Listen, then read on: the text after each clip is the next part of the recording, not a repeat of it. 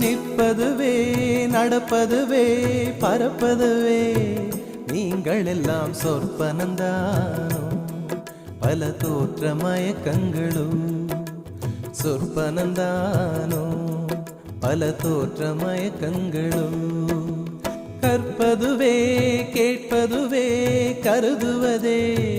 நீங்கள் எல்லாம் அற்ப மாயைகளும் உம்முள் ஆழ்ந்த பொருள் இல்லையோ அற்ப மாயைகளும் உம்முள் ஆழ்ந்த பொருள் இல்லையோ